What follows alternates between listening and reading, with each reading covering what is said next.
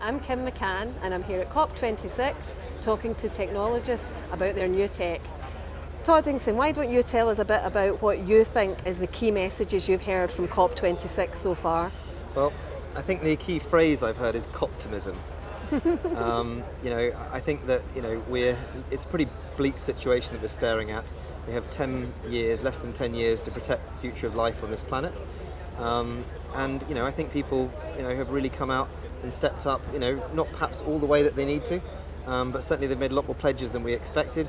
And us as a business, it's great being here. We've met lots of really interesting people in the innovation zone, we're pretty upbeat. I mean, we're delivering technology incredibly fast. We need to do it a lot faster, I think events like this are a real catalyst. So why don't you tell us a bit more about your really cool groundbreaking tech? I was so impressed to see it and get a look inside the cabinets yesterday, but why don't you tell us a bit more about it and how it's going to really help this accelerated journey? So we call ourselves a tech-enabled international sustainable energy business whose purpose is to deliver sustainable energy on such a scale we can help move the needle on climate change.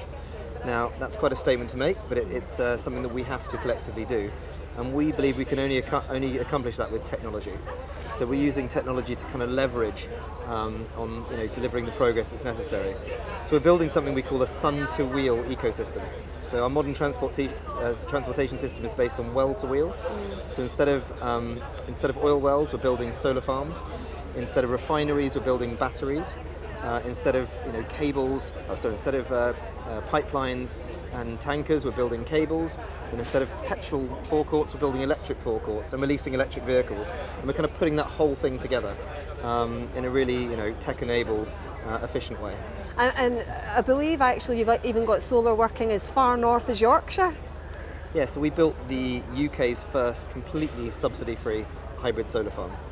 We redesigned it. We're called Gridserve. And our objective is to kind of deliver sustainable energy without the requirement of subsidies because they're inherently not sustainable. And so we re-engineered the way solar's ever been built or had ever been built in the UK at that time.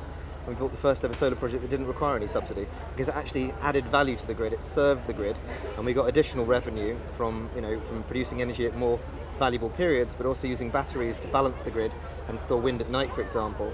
And the additional revenue meant that we didn't need any subsidies. Oh, that's amazing, and I love the way in which you're taking it right across the value chain to bring that full service. Well, it's absolutely essential because if people transition to electric vehicles and those vehicles aren't powered on, are still powered so on fossil fuels, that's helpful but not as helpful. So to really deliver what's needed, we need to delivering net zero transport as well.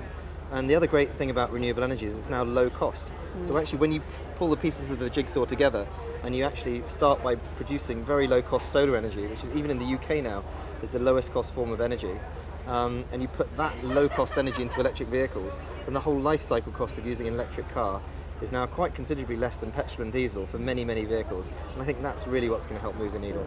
So we spoke about Yorkshire there, Toddington, but what about your plans outside the UK? Yeah, absolutely. We can't fix climate change in the UK.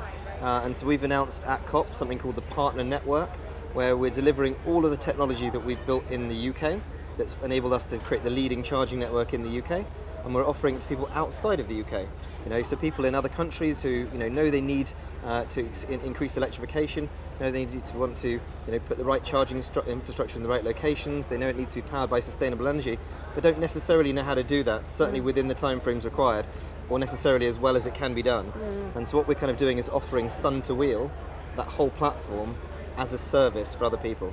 So we're really also looking, to reach out to people across the world who could be interested in these solutions as well. I love that way that you're looking at adapting your business model essentially in different areas to be able to really take that harness that change and drive that change. It's just what's needed. I mean, if we completely decarbonise in the UK, we won't fix climate change. But if we completely decarbonise in the UK and we help transfer that knowledge, IP, ambition and motivation, energy, etc. into other places, then together we have a chance. Oh, that's great. Well, thank you very much for your time and look forward to speaking more soon.